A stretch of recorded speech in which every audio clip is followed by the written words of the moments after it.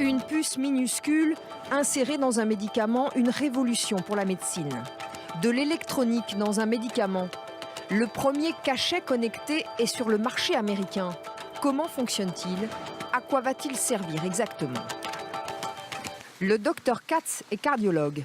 Tous les jours, il voit des patients qui oublient leurs médicaments. Cette femme doit prendre 5 pilules différentes 3 fois par jour. Pour s'assurer qu'ils prennent leur traitement, le médecin fait parfois appeler ses patients par sa secrétaire. Mais le constat, dit-il, est alarmant. 50% des patients ne prennent pas leur traitement entièrement.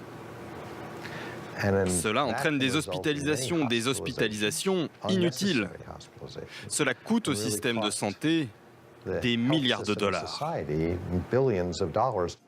L'équivalent de 85 milliards d'euros aux États-Unis. La non-prise de médicaments coûte 2 milliards d'euros à la sécurité sociale en France.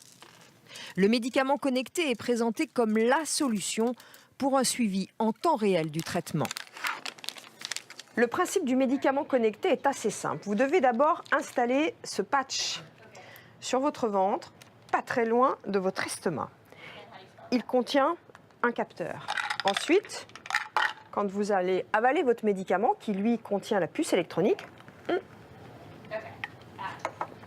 dès que le médicament est ingéré, il envoie un signal au patch qui dit que le patient a bien pris son médicament.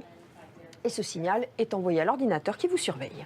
Pour ce médecin qui a testé le médicament, il s'agit avant tout de rendre les traitements plus efficaces. Avec ça, on aura des données pour dire aux patients « Vous n'avez pas pris vos médicaments mardi et mercredi, et donc, jeudi et vendredi, vous ne vous sentiez pas bien. » Ça nous permet de comprendre ce qu'il se passe avec des données objectives. En Amérique, les sociétés d'assurance obligeront-elles un jour leurs clients à être surveillés?